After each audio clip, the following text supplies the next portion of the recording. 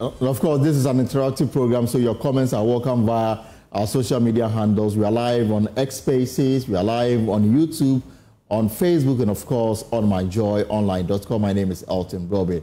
Now let's settle for the details. Now, the Speaker of Parliament, Alban Somana Kingsford Babin, could face a 10-year jail term if he fails to comply with the orders issued by the Supreme Court yesterday. That's according to retired Supreme Court Judge William Atugu. But the court, by a 5-2 majority decision, overturned the Speaker's declaration of 4 seats vacant, restoring the status quo in the House. Now, in that exclusive we had with Judge Atugu yesterday, at some point was acting Chief Justice. He explained that there could be dire consequences if Mr. Babin does not comply with the orders of the Superior Court. And according to this rule, general provisions don't override specific provisions. And so once the specific power about vacancy of seats is given to the High Court, the general powers hanging there cannot override the special provision. Otherwise, that special provision will be rendered completely hopeless. Meaning the Supreme Court had no business going into this. Yes, I'm coming.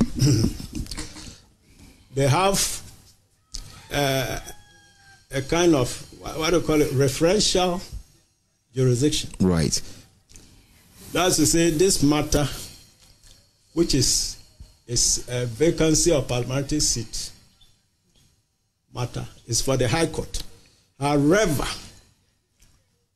if the parties there contend that some legal provision relating to this matter is ambiguous and it's a constitutional provision, then at 132 requires that the High Court will stay the provisions and refer just that issue of interpretation to the Supreme Court. In this case, this was not done.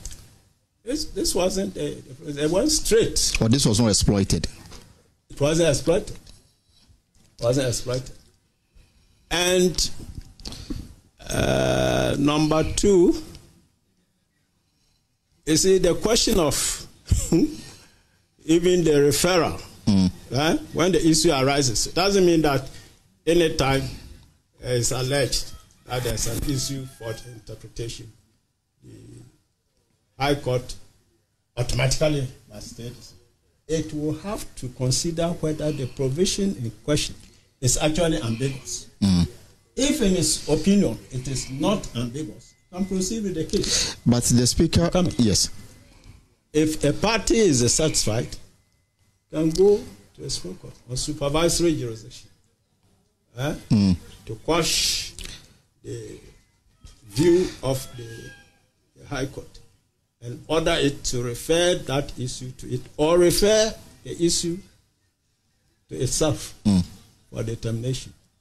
And after determining it, they send that determination to the High Court and they dispose of the case insofar as the issue requiring interpretation is concerned. But then the final determination of the matter is from the High Court. Justice, yes. This is a case where an arm of government, yes, the leader of an arm of government, yes, gave a ruling, yes, based on his understanding, yes, of what the Constitution says, yes, and then a member challenges that decision. Yes. Clearly, one would say that the Supreme Court was the avenue or the platform to bring finality to this matter. Yes, but their finality, is governed by the same provision. Their finality will come when the court, given that jurisdiction over that specific matter, has difficulty, or the parties have raised a difficult interpretational matter concerning it. They say, oh, okay, this thing is not that clear. So they are bound to refer to the Supreme Court. That's how the Supreme Court comes in. That's how the Supreme Court will come in. But not ab initio. That's just straight away. So the question, what must happen next to bring the wheels of government running and to ensure public business is not left undone? Now, joining us for a brief chat on this is Professor Stephen Adai, an economist and former rector of the Ghana Institute of Management and Public Administration, GIMPA. Prof, a pleasure to have you here on the Pulse. Good afternoon, sir. Good afternoon. Good afternoon. So clearly you've been following events both in Parliament and, of course, at the Supreme Court. The Supreme Court, in their own wisdom, has brought finality to this matter. It's left with what Parliament will do. The drama that has played out so far, what do you make of it, first of all? First of all, I'm speaking not as a lawyer. Right. I'm speaking from the governance and public administration points of view. I'm also, even though I serve on the Judicial Council of Ghana for 6 years, and therefore maybe by osmosis, understanding a bit of how the courts work. I think that the matter clearly lay in the bosom of the Supreme Court because my good friend Babin used a constitutional provision as a justification, and the two parties were disputing it. So clearly, it was the Supreme Court has to interpret it. It therefore has made a judgment, and it is binding on everybody, even if the person is the president of Ghana. Number two, Mr. Babin, if he doesn't comply, will be charged with contempt of court and can end in prison. However, as the speaker, he can decide not to call Parliament out of their recession. Again, if he does so, it is in his power. However, again, if anybody takes him to court, that he has not the power under our constitution to not have a session of Parliament. Again, it will be in the bosom of the Supreme Court. So he's in a very difficult situation. And I think that the simplest way is for him to call Parliament, maintain the status quo for this number of weeks and complete what the assignment is. Hopefully, by 7th of January, we will not have this again. But I think that there shouldn't be any constitutional governance issue. Just the politicians are making Harubalu. It's a straightforward legal issue. The Supreme Court has acted within its powers, and I don't think that the decision was any political. It was the right of the Supreme Court to bring finality. And the Constitution says that when the Supreme Court speaks on the Constitution, what it means, it is final. Nobody, not NPP or NDC, can decide otherwise. The speaker last week at the news conference, was quite emphatic that what is happening now is an attempt or a collusion between the executive arm of government and the judiciary to undermine the work of Parliament. You see it in the way he's seeing it? Let me tell you, I will not mince any words. I think that the speaker shouldn't have made that statement at all. This is not an issue of collusion. He refused to go and defend when there's a case. Any Ghanaian who has a case in any court, let alone Supreme Court, and says that he will not defend his case, has no right to go and make press conferences. In fact, the Supreme Court is just playing kids' gloves with him, because that could have actually, if it were me and you, we could be in jail for that, for contempt of court. So, Prof, there are those who have argued that perhaps this could have been handled differently. Parliament should have been allowed to litigate this matter on their own instead of resorting to the court. Now, the court appears to have put some authority on Parliament to act and not rights. You agree? No, actually, that is not the issue of the court. It means our parliamentarians, unfortunately, on certain issues, behave irresponsibly. They could have done this behind the scenes. But it's the political season. Everybody wants to score a point. And that's what was going on in Parliament. So the issue has nothing to do with Supreme Court. The issue has to do with the parliamentarians on both sides and their behavior. So that is where Mr. Speaker has his powers to try to manage it and not try to put a blame on the Supreme Court or any conspiracy theory. The Constitution allows members of Parliament to trigger the relevant provisions to compel the Speaker to recall Parliament. Do you, from your point of view, will you suggest that the Speaker on his own volition do so instead of being forced to, call Parliament from its recess? I think that it would be more honorable for him to call the Parliament and not be wait for other parliamentarians to come and ask him to do so.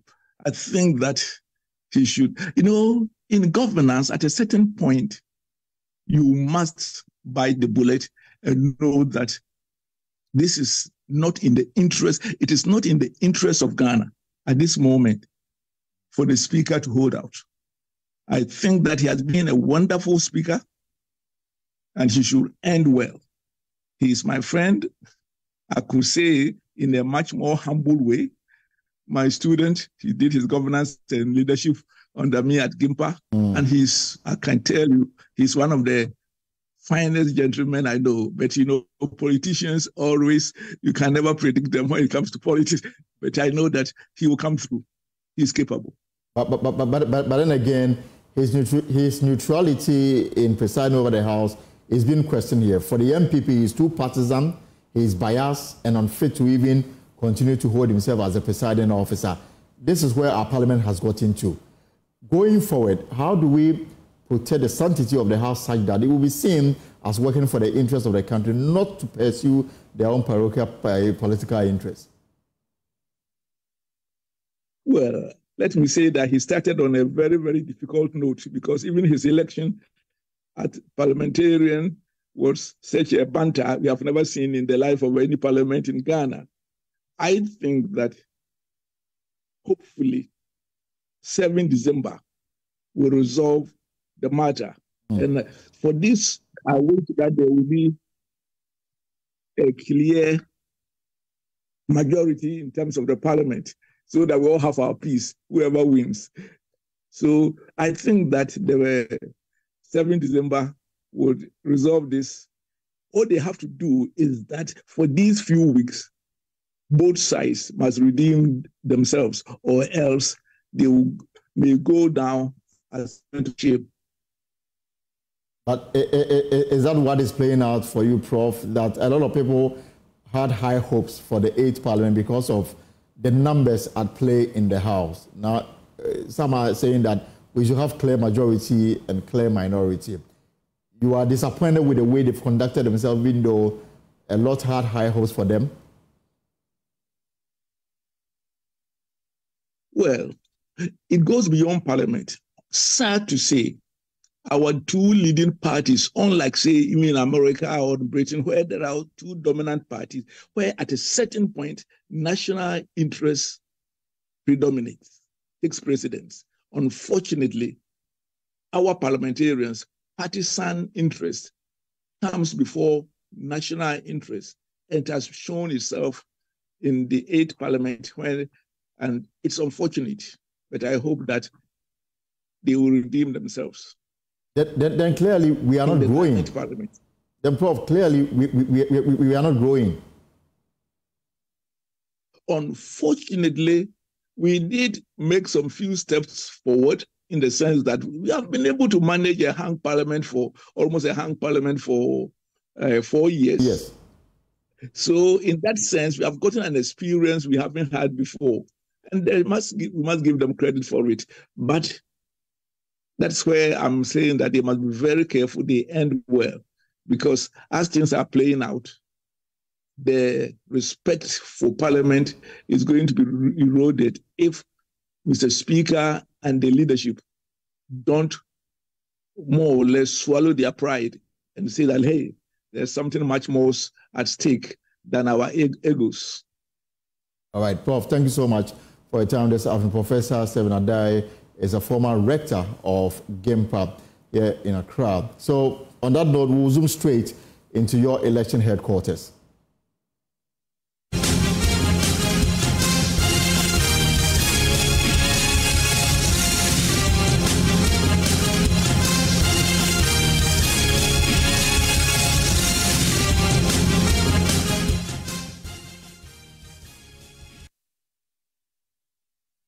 So it is becoming a battle for the Ashanti region. Remember that Dr. Muhammad Dubawumia, the flybearer of the MPP, he's been in the Ashanti region and he's campaigning, and he says that he's going to be there for the next 15 years. That is almost coming to an end. And the NDC flybearer is also in the Ashanti region, a political world bank, if you like, for the governing MPP.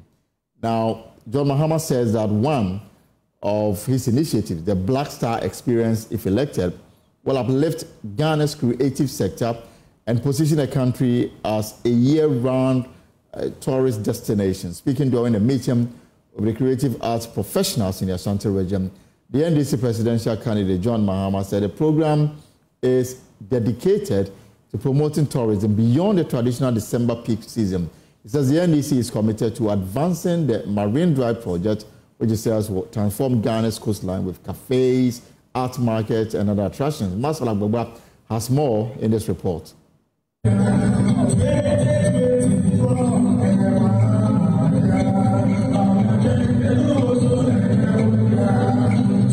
John Mahama's meeting with the creative arts industry brought together notable names from different parts of the country, especially the Ashanti region, to the Great Hall of the Kwame Nkrumah University of Science and Technology. In his speech, John Mahama promised a second national theatre will be built in the region if the NDC wins power in December.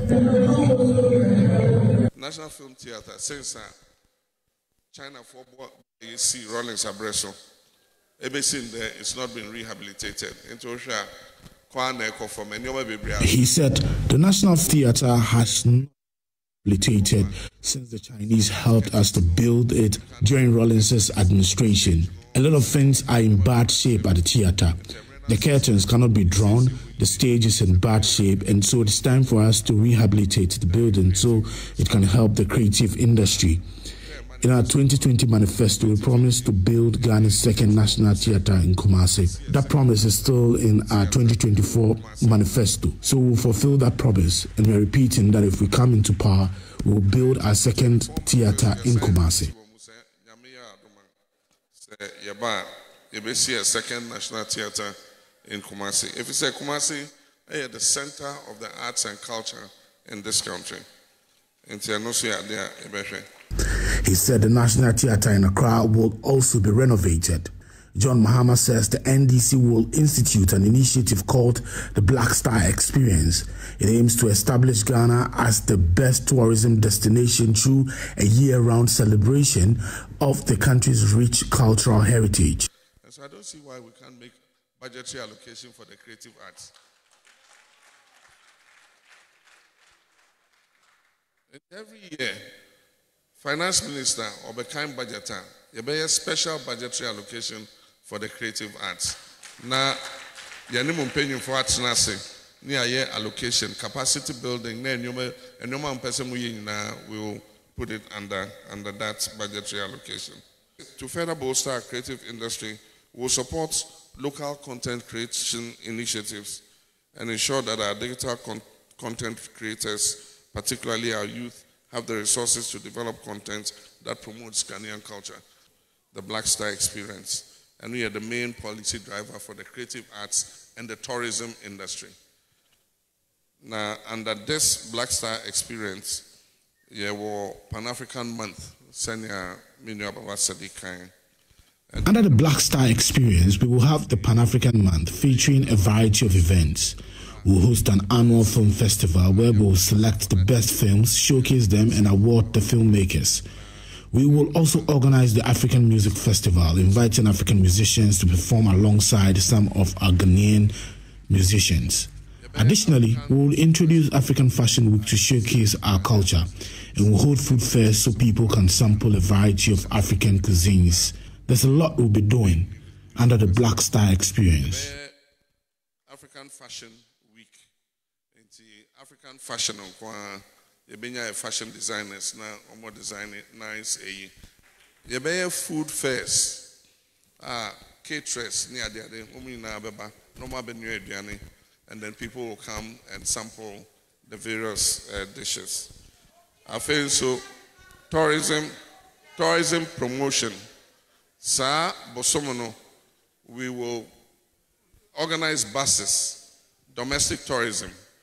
Into while person you pay a small fee, and then we'll make accommodation arrangements. It is a Mole Park now. Person you go to Mole Park, enjoy the place for some days, and then you come back. If you want to go to Volta region, ecotourism, Kakum Park, everywhere you want to go, Senebea, you be promoting domestic tourism. He says a future NDC government will prioritize the Marine Drive project to beautify Ghana's coastal line. And then also Marine Drive project. And so we started the Marine Drive project, but after we left government, it couldn't continue. If we are elected, we will partner with the private sector to ensure its completion. If you travel outside Ghana, almost every country has a beautiful seafront where they sell artworks, jewelry, cafes, and other attractions. This is something we plan to replicate here.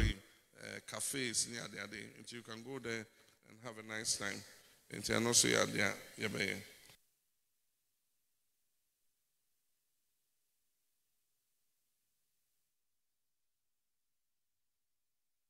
So let me move away from the NDC camp and then take you to the MPP camp, because the battle is really in the Ashanti Region District. The new Patriotic Party's flag bearer, Dr. Mahmoud Bawumia, has also promised to make miners in the country millionaires if he is elected president, pleading for responsible mining practices. Speaking at a rally in Obuasi West constituency, Dr. Bawumia said his government would provide the necessary support to miners, which would enable them to increase their production and improve their livelihood. He, however, urged miners to ensure responsible mining practices, re-emphasizing the need to protect the environment and ensure the safety of mining communities. My colleague Nana Boachi Yadom has a wrap of day 8 of the campaign tour of the MPP flag bearer.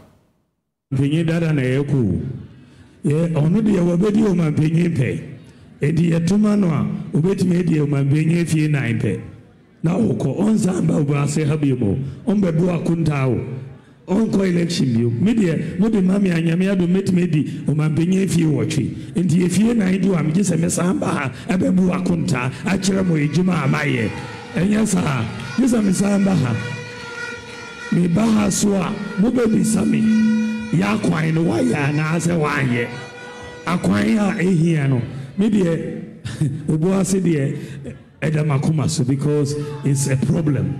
We are getting so much resources from here for this country, but yakwai enye. I'm going Monfa kwai shemesa. Monfa stiano. Give me the responsibility to do this work for you. Monfa kwai shemesa. Let me work on your roads for you. Yebe mo kwai amamo. Me ba na mo akantre me se Dr. Bawumia mo nejuma. Twaso na ma twaso amamo. Mayamamo. Yabeye amamo. Yene mining companies no so yebekasa. Yene mining companies no yebekasa, because we need more local content in the mining companies. Ejuma nipa omoafa. We need more people from the constituency, from the district, working in the mining companies here. Local content, we will open up the discussions with the mining companies so that Omubefa, Enipa, Wejuma, Eoha, Abeboingina, so Nananum, Monfastiano, and Mami Nanani Amado, Monfastiano, and Mami, Monfastiano, and Mami, Nami Goye Jumano. Now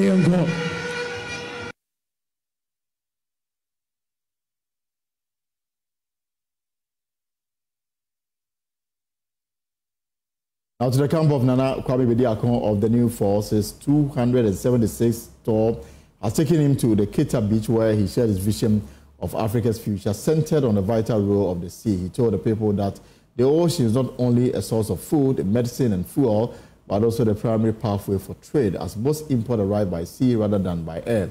He outlined the new force's mission to transform Ghana into a hub of refined, processed, and packaged goods, exporting at least half of its production worldwide via the sea. He also challenged Ghana and all Africa to look beyond rules and instead focus on the power of the ocean to connect the country globally. Whether it's a plant for energy, whether it's a plane that is taking you to England, whether it's medicine, 7 C's that is giving you vitamins, whatever it is, it's in this water. The fishes that we're eating, the octopuses and all the seafood, is coming from the water. And everything that has ever come to this Africa, from China or America, I can guarantee you that it's only little that can come from the air. The rest, 90% of it, came on the water. So even the water is our gateway to the world, and for the world to access us, and for us to access the world. We, the new force, we intend to sell to the world by exporting half of the refined products that we're going to do ourselves, the processed products that we're going to do ourselves to the world. This is going to make Africa become some of the richest continent ever in history, because the world needs things from us, but we're refusing to refine, to industrialize, to manufacture and package what we have and put it back on the water and send it to them. I want to tell Ghanaians and I want to tell Africans, your road is not going to lead you to Spain. It's not going to lead you to England. Even if you try to drive from here to America or England, it's going to take you months. If you're not careful, years. If you put anything on the water, in the space of a couple of days, you will already be in England.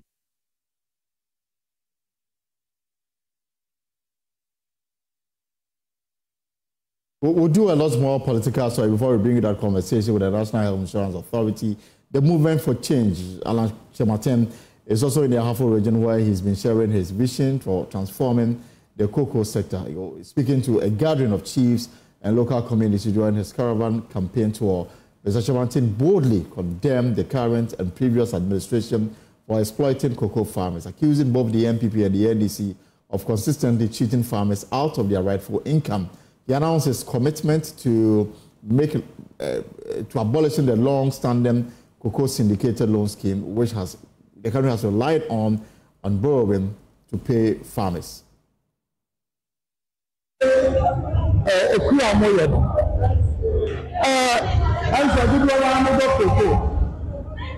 Now, NPP and NDC, one said, whether almost say, oh, I took a call, whether I know so, my two change, I don't know. It is a solution world market price of cocoa. Say, every $7,960, almost $8,000. Never check the other man. Say, the only man, one more, actually, no more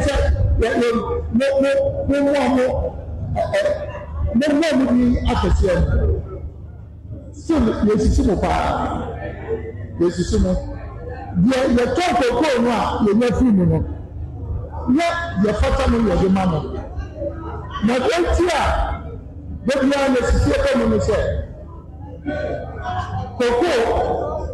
Yɛmfa dollar na ɛtɔ koko yɛde cities na ɛtɔ koko na afi biara no aban kɔkɔ busia $2 billion $2 billion ɛsi mi kɔ kɔkɔ busia dollars ɔkɔdi dollars ne ba dollar no yɛmfa ma no kɛdɛ na nkɔ bi ase nkɔmɔ bibi yɛmfa dollars ne ma no yɛde cities ama no. Na se we tua cocoa from Anisiga. I don't know what we so no $2 billion. See, I'm that president as I will come.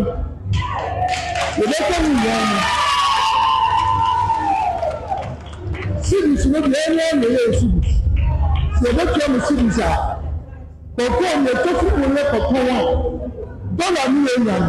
But one other than myself. Number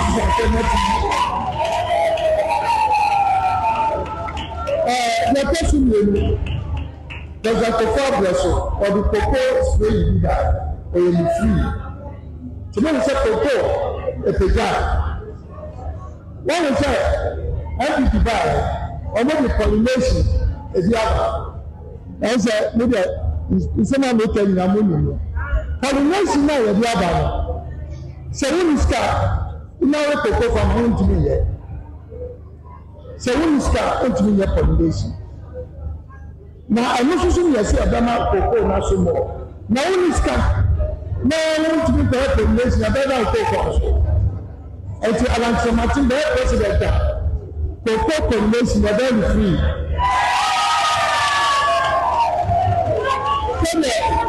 Somewhere, President, before the SO, but this means a mass spray by a man, cocoa, monsieur. With the free pollination, I'm a cocoa, now, because cocoa wants some more on the other side. Now, they Right, so you're welcome back to the show. We are up for our main conversation this afternoon here on the Pulse.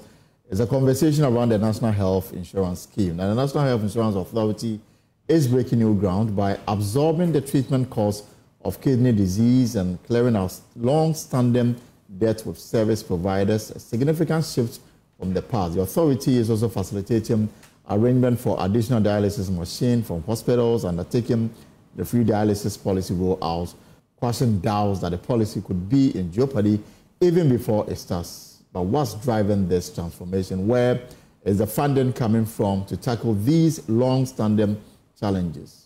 Joining us in the studio this afternoon is the Chief Executive Officer of the National Health Insurance Authority, Dr. Da Costa Abuaje. Dr. Abuaje, welcome. Thank you. And here was I thinking that you were going to be the Member of Parliament for my represented part of my hometown in the Kumawe area, and it didn't happen. But now you are in charge of ensuring that our health insurance is robust and then in a position to deliver on its mandate. How is it going so far? Thank you. Let me extend greetings to your viewers and all Ghanaians. I must say that it's going very well. It's a very tough job, but we are still on trying to innovate and bring it to light, the things that we're doing. And I think over the last few months since I took over, there's been new changes. And I think it's also stemming from the fact that this is what I studied. Of course. Yes, so it's like a doctor doing surgery. You know where to cut to make things work. But it's a collective destiny. I have a supportive staff, supportive board, and the presidency, the vice president office especially, is solidly behind me. So we dialogue often to look at how we can, including the Ministry of Finance. So I think it's a collective thing that we are all trying to make sure that we put it to shape. It's working very well. So I'll welcome your questions and comments on this very conversation about the National Health Insurance Scheme. If you have any concern, please share with us via our social media handle. So last Friday, I listened to you at the Ghana Medical Association annual general meeting as whole in the Volta region. And in your presentation, you referenced the fact that the government inherited a 1.2 billion cedi debt for the National Health Insurance Authority. Yeah. And that amount was actually how much was allocated for the entire authority. Yeah. But you've managed to clear the entire debt. Yes. Is it the case that there's no more outstanding debt that needs to be cleared? Okay, yeah, I think you are right. So in 2017, when we assumed office, there was a debt of about 1.2 billion, which was supposed to be the allocation for the National Health Insurance Authority. Right. So which means that a whole year's claims were not paid by the previous government. But thanks be to the Nanado and the Bawomia's government, these debts have actually been cleared. And more recently, we've made some significant payments. In the history of the authority, we have never paid such huge amounts. In fact, to the extent that on a go, we paid about 800 million. 800 million? 800 million. To service providers? To service providers. Just last month or just over a month ago. We paid over, and we even surprised them. As we speak now, when I looked on my portal when I was coming, I only have about 50 million to pay, but normally our claims are about 250 per month. So still, we're still not there yet. Yeah. So I'm even encouraging them, and I'm begging them to bring the claims, and we have funds to pay. So there's no cause of alarm. So 800 million Ghana as a go, yes, has been paid to service providers. As a go. Wow. Just last month. Yeah. So the 800, does it represent the entire claims presented by service providers? No. You know, the Nanado Bawumia government actually committed to paying the claims. So, you know, if you look at the principles of how claims work, right. So we have a 90-day window for them to submit, then we reimburse. So that's the 3 months. So they were submitting on that basis. But this time we have even gone ahead to pay them advance. Before they even submit? No. So you see, some of them do submit early. Right. Because they have the 3 months window.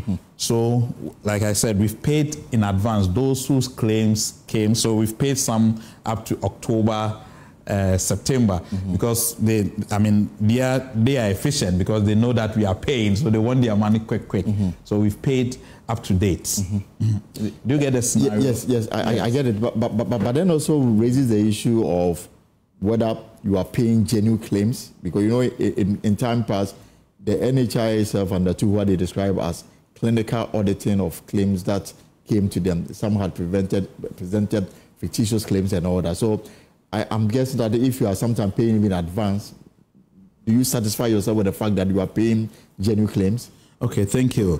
Again, you see, since we came in, you see, we've been digitizing the system. Right. So we've been using digital means. So we have what we call the Claim It. That's our application that we've been using to process the claims. So you submit the claims digitally, and it's validated digitally through our data centers.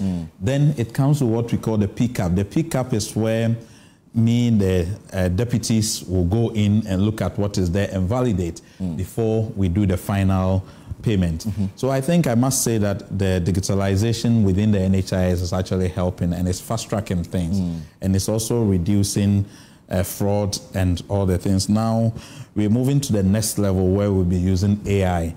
And it's also the case that we'll be using what we call the biometric verification. But there's one key point that I want to, you see, we want to formalize the system. Right. And if you want to formalize the system, what do? What is the main identification, unique identification for Ghanaians? Ghana card.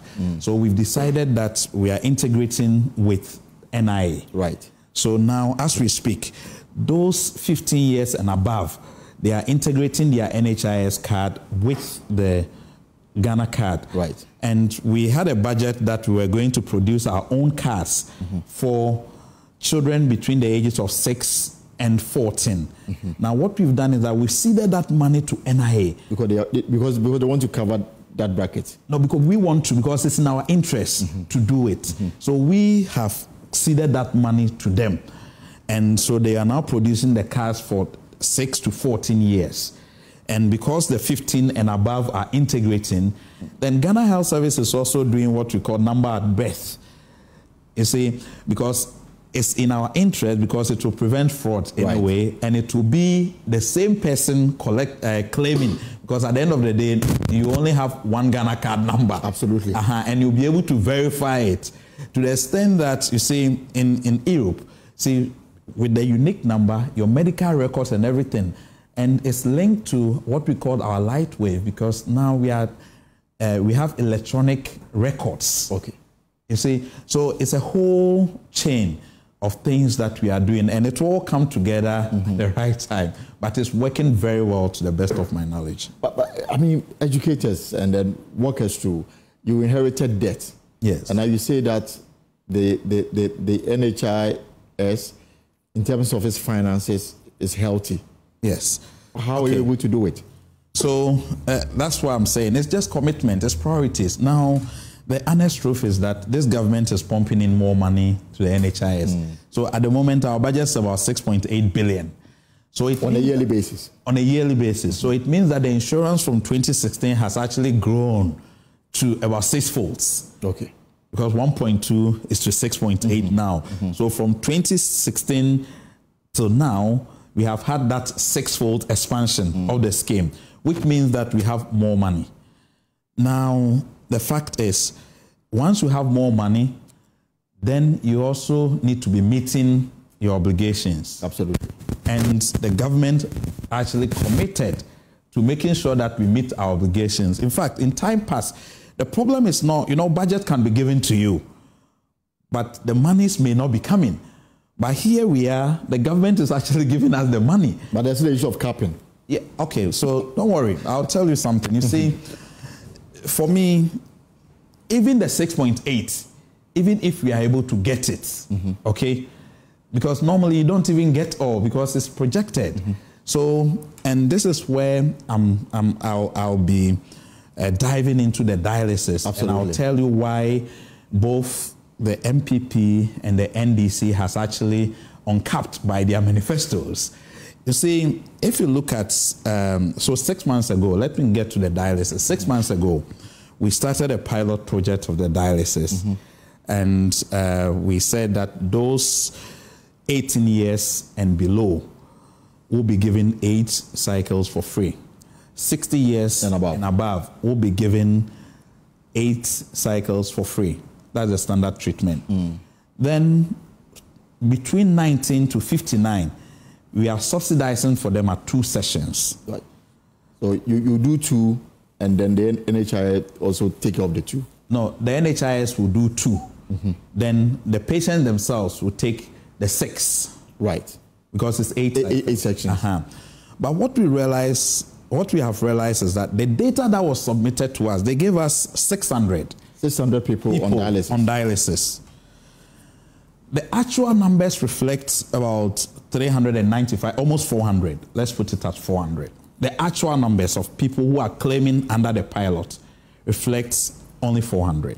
So they gave you more numbers. They gave us more numbers. But the actual number was below the number they gave you. Yes, to the extent that the monies we gave them, we even asked them that they should admit more patients on. And we also said that in June, those patients who paid, their money should be refunded to them. Right. The actual numbers is actually around 400. Okay. Now let's look at something. If you use the prevalent rate calculation, okay, in obviously the prevalent rate, we are saying that in Ghana here, in a million population, about 24 patients do have end-stage kidney disease. 24 out of a million Ghanaians. 24 out of a million Ghanaians. So if you do the mathematics with the 30 or above population, you will get about 1,250 people. 1,250 people. Established or no, that's the prevalence. Okay. So the prevalence is 24 patients per million population. So it's a simple calculation. Absolutely. If 24 is to 1 million, then 30 million will be what? It gives you 1,250 patients. All right. So it is estimated that the number of patients with end-stage renal disease is 1,250. And you can cross-check this. You can do your fact check. Of course. Yes. So the 250. Now, what we did was, let's look at the actual 400 for our pilot, okay? So we had 3 scenarios. The first scenario is that, okay, you do have the 400 people. Now, we can only go by the fees that has been approved by Parliament, which is around 490 or 495, okay? So if you multiply the 400 by the 490 by the 8 cycles, okay, you get about 1.5 million. About 8? Per month, because the 8 cycles is per month, okay? So you get about 1.5 million. So 400 by the 490 by 800. That I'm showing the modeling. You get 1.5 million per month. Right. Okay. Then you multiply it by 12 months. You multiply the 1.5 by 12 months, you get 18 million. So let's do a round figure like 20 million. Okay, that's the actual. Now, the second scenario is when you double the figure. Okay, because if you open it up, it could be that you have double of the numbers. Okay, so if you put it as, let's say, 800, okay, just multiply the 800 by 490 by 8. Okay, you get about 3.2 million. Okay, 800 by 490 by 8, you get 3.2 million. 3.2 million per month. Per month. Multiply it by 12, so you get about 39.5. So run that up to about 40 million per month. Per month. That's for the second phase. The second, when you double it. And this is for the 1,200 individuals. No, that's for the 800. 800. So wait, I'm coming to the 1,002. So now let's go to the 1,002, which is the test scenario, because we use modeling.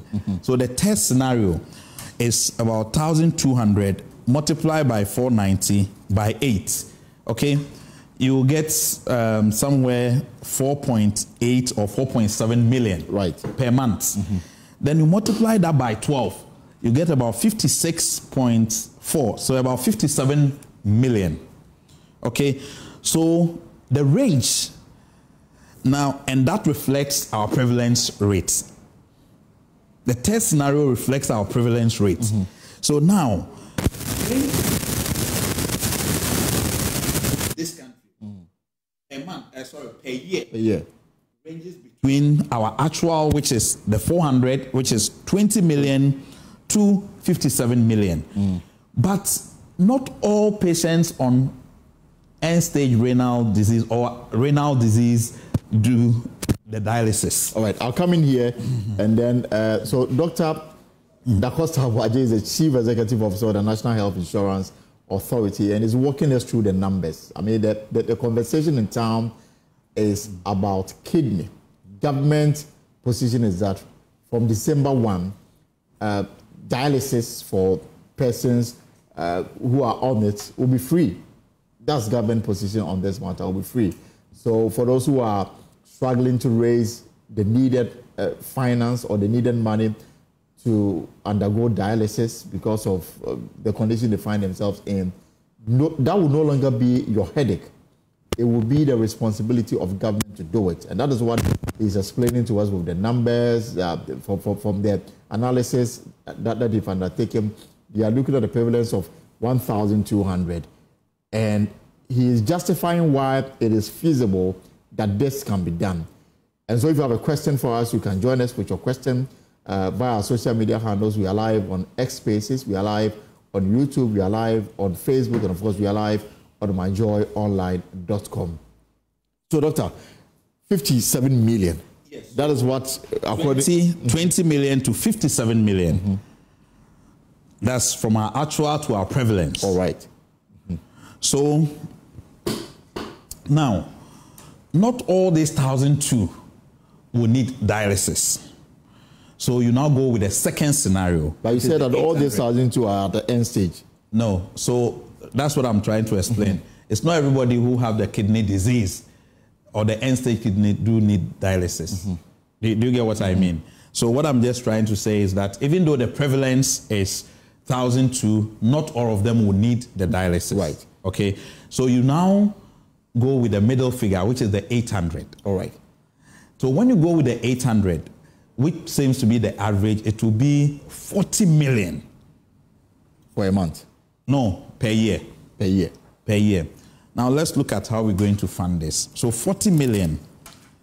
So the range is between 20 to 57, but we've settled on 40 million because not all of them will need the dialysis, okay? Now, the funding. The funding. So our budget is 6.8 billion, okay? We have been capped like 20%, okay? So just work 20% of the 6.8 billion is what? About 1.3 billion. Right.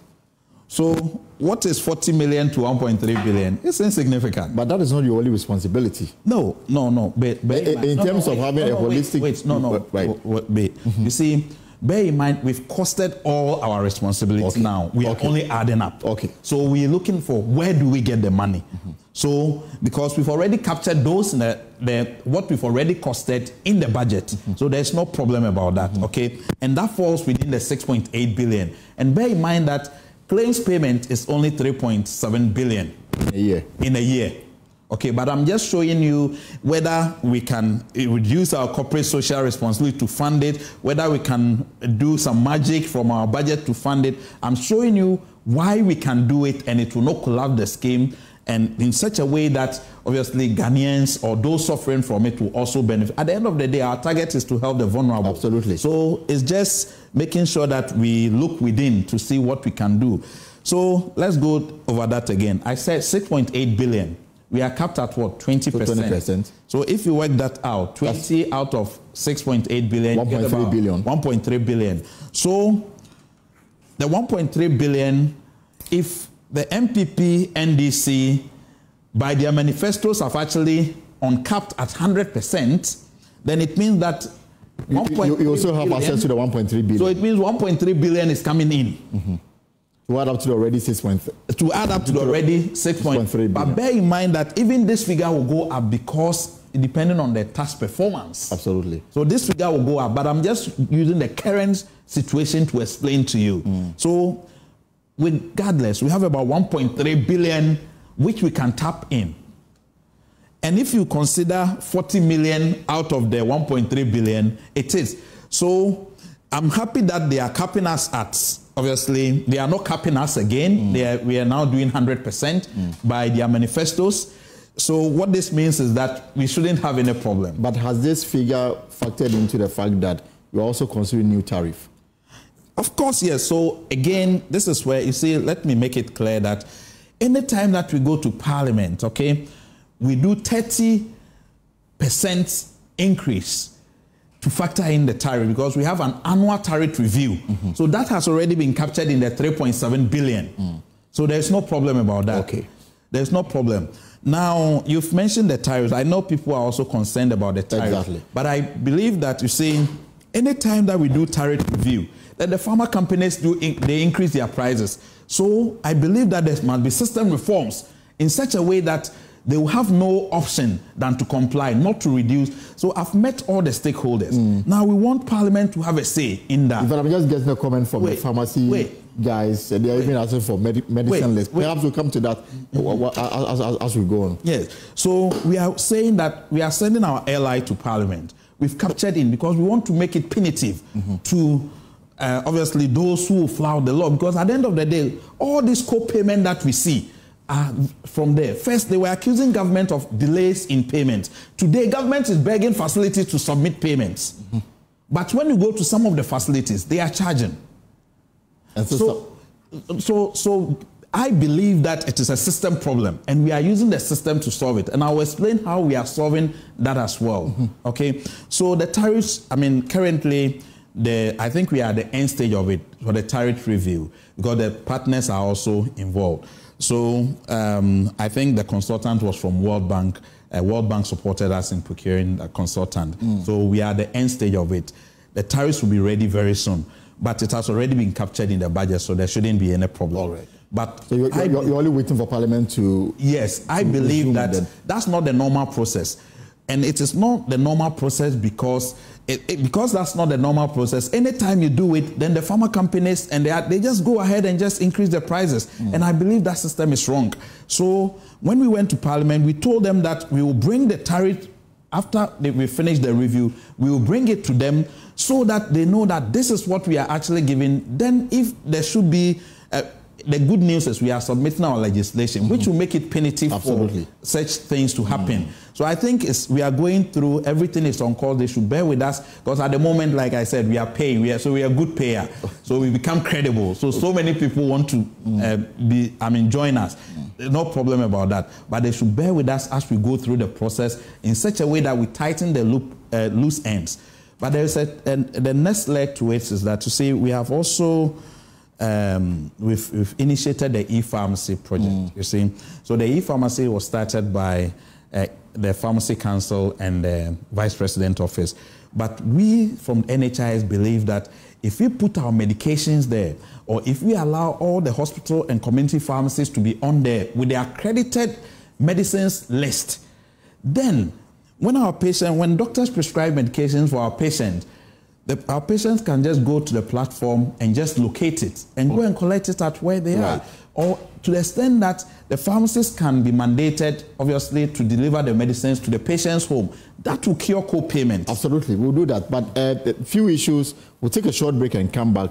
There are concerns that are coming up. Yeah. Some doctors are of the view that you may want to absorb the cost of dialysis treatment, but do we have facilities to admit people and then administer that to them as well? And then why November 2024 and why this year that this thing is taking place? We'll have a response for that after this short break right here on the pause. So we are back, and of course we'll continue this conversation on the National Health Insurance Scheme. We are on kidney and government, bold attempt to absorb the financial cost beginning December 1, 2024. So, Doctor, some doctors, I heard a doctor from Kofanochi Teaching Hospital yesterday say that you are opening the floodgates.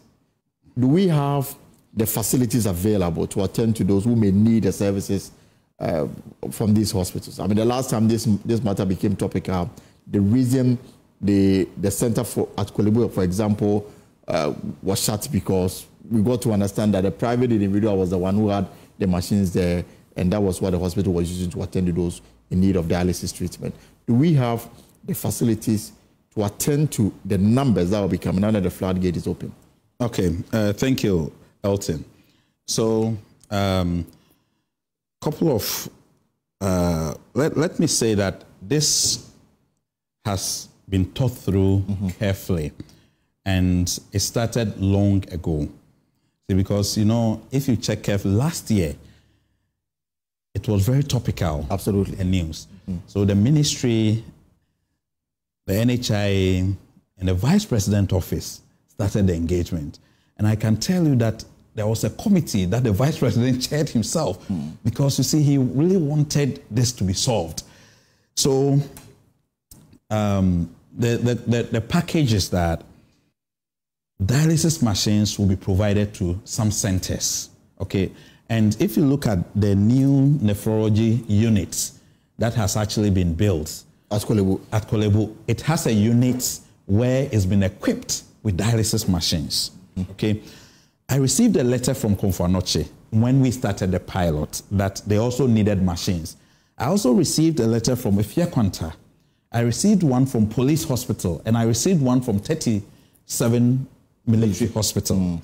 So when I received the letter, the first point was, so what do we do? Now, we do also have partner support funding. So I engaged World Bank under our performance for results, that's P4R. And World Bank indicated that, yes, they are prepared to support us.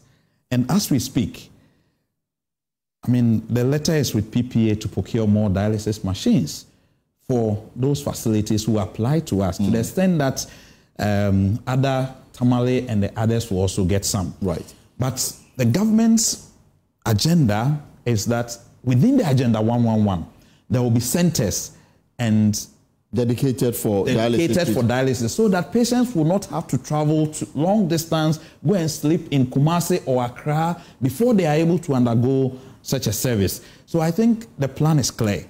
It's really clear. And like I said, I gave you a scenario of 400 being the actual, which we are now absorbing. And this one is open to both private and government facilities. The private ones, the private facilities that we credential, because we do the credentials for them, and we regulate them anyway, so there shouldn't be any problem. And because Parliament has already set the tariff, all we have to do is the administrative tariffs, then we are good to go. So for the private, wait, I wanted to make right, please go on. Bear in mind that you see, what Ghanaians have not really obviously been educated on is the fact that we already fund acute kidney disease. So now we are funding it through to the dialysis point. But there's another point, which is the transplant, but we'll come there. So So I was asking about if you are involved in private hospitals to also offer these services, would you pay them the same as you would pay the public hospitals in terms of their location?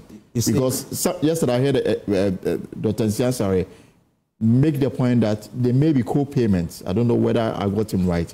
In terms of if the private hospital is charging more and the patient want to access the services of the private hospital. Okay, you see, so I don't know what Dr. Nsiansare said, but I have the data, okay? And like I said, the private facilities, actually, we work with them. Sometimes they go by our tariffs and the agreement that we come together. Like I said, Parliament has approved a figure for us, okay? Parliament has actually approved a figure. Under the fees and charges. Under the fees and charges. So that will be our guide. If we have to develop new tariffs, yes, it's true we may have to develop new tariffs, but that will be the administrative cost, like the consultation, which is normal. But we are continuing the pilot to full implementation. Right. I've given you the source of money, where the money is going to come from. And I've also told you that we already credential the private facilities. So if that is where our patients will get the machines to do, there shouldn't be any problem. And they are also Ghanaians, and we should be able to open to them to also be, and at the end of the day, they also claim from us.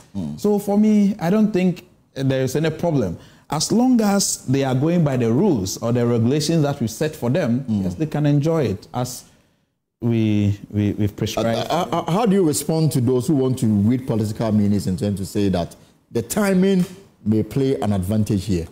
Okay, so you see, for me, I mean, you may know me. Of course. Ask your colleagues here. I don't do politics with my work. So immediately I came in, like I told you, one of the things that I told the board that we need to achieve was dialysis. And I walked straight to the vice president's office. I did not even wait. And it was about immediately the board approved. It was the next day that I made that announcement that no, we're going to do dialysis. And I had consulted with the vice president. You see, so there is no political intention for this.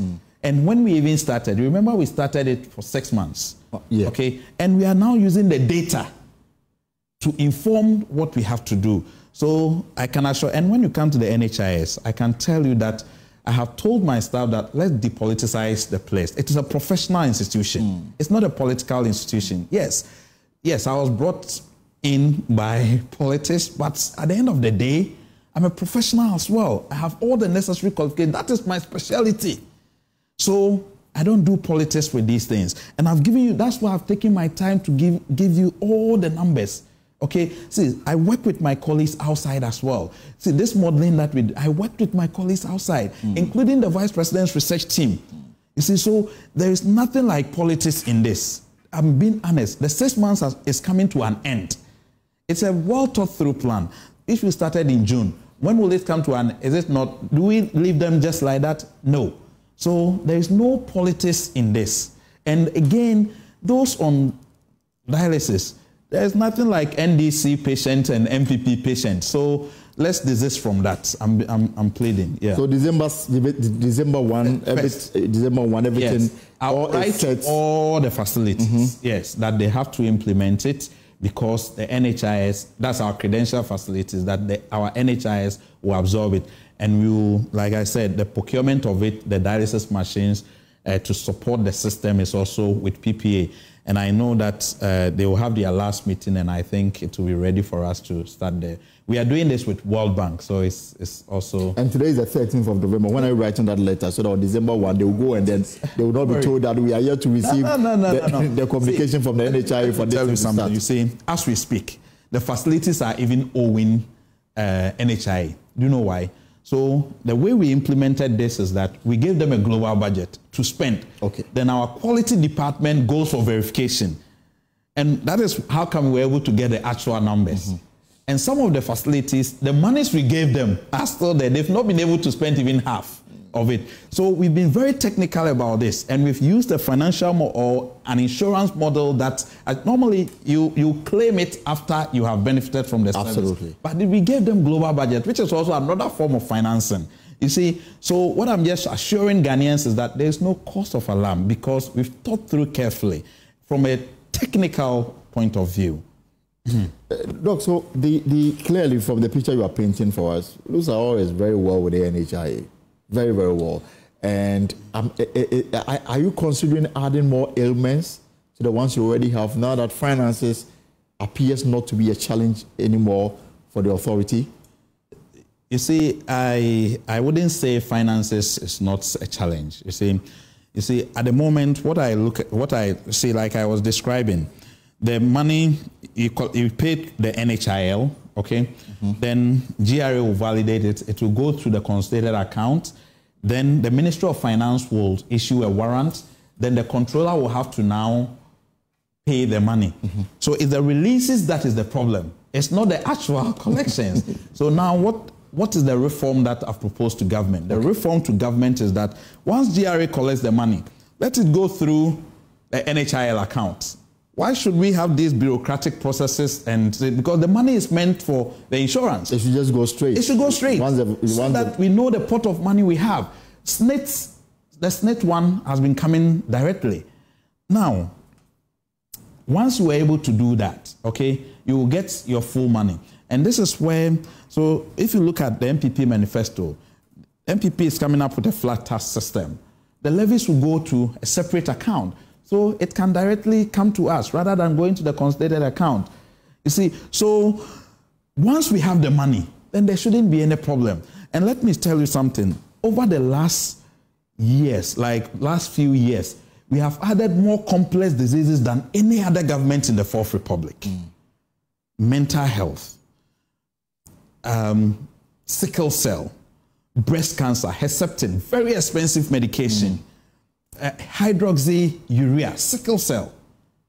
You see, so, and all these are being absorbed. I can assure you that the NHIS is at its best in our 20-year history. Because you touch on the additional services added, this question just came in. It says, are there plans to expand the NHIS coverage to include more services? I guess that's... To get what? To include more services. And I'm guessing that's what I'm saying. You have already answered that assessment question. And see, if we have to, you see, the thing is, we cannot, let me be honest with you. So, for example, some of the diseases are benefiting from vertical funding. You see, so, and again, this is where I'll touch on, I'll delve into a little bit of politics. Right. Because I've assessed the manifestos of both parties. You see, now if you look at the NDC says that they are coming to do what we call the Mahama Care. Okay? That funding, from what I see, seems to be a vertical funding. And any funding that competes with the national funding risks the collapse of the NHIA. Why do you say so? Yeah, because at the end of the day, your main funding source is where? Your main funding source is the NHIA, through the NHIL. So what is the funding for the Mahama Care? Why are you separating it? And already these diseases that you are saying, we cover them. So what we need is actually the system strengthening, not a separate fund that will collapse the scheme. See, any attempts to segregate the scheme will be dangerous because our insurance is one of the best in the world and we should protect it at all costs. You don't think that additional funding rather make funding more accessible? Additional funding from where? And why is it being channeled through Mahama Care rather than the NHIA? Again, it says that it's going to fund primary health care. See, we fund primary health care through the CHIPS, through the polyclinics, through the secondary, through the tertiary facilities. So what is this? So for me, let them rethink again. And I'm prepared to debate them on this because at the end of the day, you see, we need to protect the National Health Insurance Scheme than someone saying that we're going to do a separate fund to collapse it. And again, we don't even know the source of that funding. Where is that source coming from?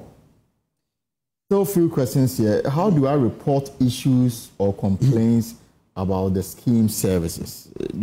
So somebody's asking, okay, how do I report issues or complaints about the scheme services? Okay, so we have a call center and we also have live online chats and we have our emails and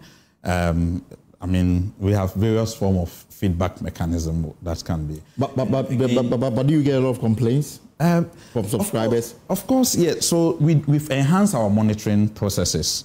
But I think one of the things that we are thinking about is also the case that can we obviously have stands within the various hospitals in such a way that we're able to address complaints promptly. And let me tell you something. We've introduced something, the annual health check, linked with the e-health as well. So we're still thinking through, but I'm just suggesting that could also help to address some of the patients' concerns. Now, one of the things that I would say is that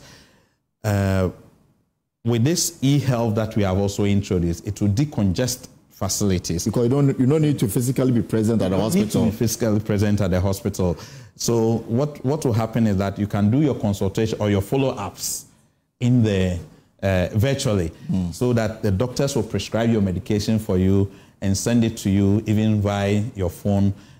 Then through the e-pharmacy platform, your medication can just be delivered to you by courier. So I think when I was delivering my speech yesterday at the launch of the e-health, I said, Abrochira Bagana. You see, these are the things that when I was living in the UK, we were doing. At the comfort of your home, you are able to see a doctor.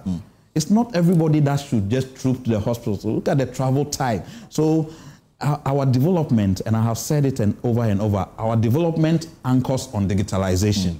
And everywhere I go, and I must assure Ghanaians that digitalization. Right from the airport to your home, everything is digitalized. So we must embrace it. The other issue is someone is asking, now that you appear to have a control over the finances of the scheme, are there challenges that you have identified that requires attention to make it even more efficient?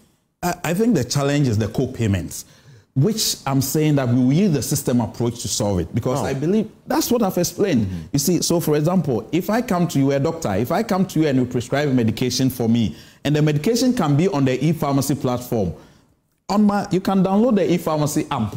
So all you have to do is just find out where are these medications located and just go for it. So you don't have to go to the pharmacy for them to tell you Edronebiniho. You just go there and you use it and you just pick it up. You see, that's one of the ways. And another way is also that obviously the pharmacist will be mandated that if the patient is struggling, the medication is delivered to the patient's home from the e-pharmacy, because we have over 500 medications on the e-pharmacy platform. But we will mandate all hospital pharmacies to be on that platform. We will, and the community pharmacies as well, and we will give them accreditation. But and so far, what has been their response to being on the platform? There's no problem. They are happy.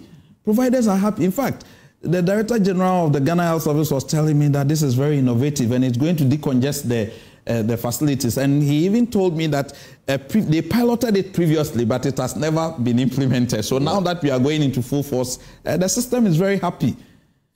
Final issue, then we can wrap up on some few questions that I have for my own. This friend of mine is asking, how does the scheme ensure quality healthcare delivery? Okay, so again, we have the honest truth is that the responsibility is with HEFRA and Ghana Health Service. But again, we are collaborating with them. You see, because we believe that obviously, like what is in the UK, CQC or something, we should strengthen those institutions in such case that Ghanaians will have quality care. You see, we should strengthen that. I believe that that's an area that we have to obviously strengthen. And it should be through the Ghana Health Service, or maybe HEFRA can take on that responsibility to do it, because they do the accreditation of the facilities and even do benchmarking in such a way that depending on your performance, these are the incentives that you can do. So yes, personally, I mean, and then following the news, especially in the UK, you get to appreciate the attachment people have with the NHS. Yes, yes. What is the plan? Say, for example, the next 5-10 years to come, we'll grow our scheme to that level. Great. Where it becomes the mainstay, even for the economy. Great. So some of these things, some of these reforms that I'm proposing is what will get us there. You see, at the end of the day, if, for example, you decap and you are getting the money, when taxes are performing, then it means you are sure that you get the money. Sure. And the money will not go through the consolidated account and all those bureaucratic processes. Okay? To the extent that, you see, what we now have to do is that we obviously have to do continuous evaluation of it. And that is exactly what I've been doing. So, in fact, I have what we call, since I came in, we've brought in a risk manager to be looking at the stresses in such a way that we do not collapse the scheme. So we've been looking at the stresses. But for the scheme to be sustainable, okay, it's not only financial. And I'm going to explain something to you. Right. See, over our 20-year history, we have been focusing on curative. Now I want to go preventive. Now we want to go preventive. We early detect the diseases, and this will reduce our cost burden drastically. In fact, now our cost drivers are hypertension, diabetes. This is why we have introduced what we call the annual health check, giving every Ghanaian the opportunity to go to the hospital facility of their choice once a month on their birth month, so that they are able to do those basic checks. And bear in mind, now we've introduced the telehealth, so they can also do it virtually. Of course. So everything is coming together, and I believe that this is the time that we need the support of all Ghanaians to make sure that the NHIS is actually the NHIS. In fact, Doctor, the voluntary medical checkup is very important. And I'm wondering if there is a dedicated education to drive this home, because a lot of people shy away from it. So a lot of people are walking around not even knowing their health status. Something happens, and then they are shocked as to the level of decay that they find themselves in. I was a friend to your Kaba. Yes. I was a friend to. Kaba died of just simple heart attack. Is that not the case? Right. You see, so if he had benefited from these health checks and all those things, that might not have happened. May his soul rest in peace. All that I'm saying is that, you see, it's very important. Bear in mind, we are a financier. And for us to be leading this, it means that we are committed to the system. So the agencies responsible for this, so the Ghana Health Service Health Promotion Unit, for example, is responsible for the education of what? Well-being and health, like physical activities. They should up their game to the level to people. Healthy diet, family health unit. You see, so those are the things that we need collaboration in such a way that this will bring more awareness to. But now the financier is actually saying that, no, don't worry. Let's encourage people to do, because we believe that when we do this, it will reduce our cost burden. So we will continue to drive it and make sure that we obviously bring all stakeholders on board. And it also ensure a healthy society where people understand whatever is going on in their body, and then they can take the preventive measures to ensure that. Yes. Are there other things that the scheme is doing as we move into the years ahead? Well, so now I must say that, like I said, now we've added the 4 top mental health diseases on. We are doing the annual health check. We are doing the e-pharmacy. We are doing the e-health, which is the telehealth. And I believe that all this, coupled with the system strengthening, will put the scheme in the right footing. And I want all Ghanaians to support us. I believe that this is the time that we need the support of all Ghanaians. One, let's depoliticize the scheme. It's a professional organization. When you come out, you can do your politics, but when you are in, I've told my staff, they know I don't do politics there. Right. But when I come out, obviously, I belong to a political party, so I must be supporting my political party to win. So I do my politics outside their organization. So that is it. And then I must thank all my staff. I'm being honest with you. You see, the strength of an organization depends on how well the staff are treated, how safe they are, and all those things. And those are the measures that we are putting in place for them. And they know. I can tell you the joy in the NHIS is really over. It's amazing. I'm being honest. And you can just get feedback from them. Yeah. As we look into our camera, final words before we go. Well, I want to assure Ghanaians that, yes, they should support us in delivering for them. Thank you. All right, Dr. Dacosta Abuaje is the Chief Executive Officer of the National Health Insurance Scheme. And the news this afternoon is that beginning December 1, there's free treatment for kidney patients. And that is starting on December 1. And they said that they have the finances, they've done the work, they've done the studies, everything points to the system sustaining itself to deliver the public good. We'll be right back to wrap up here on The Pulse.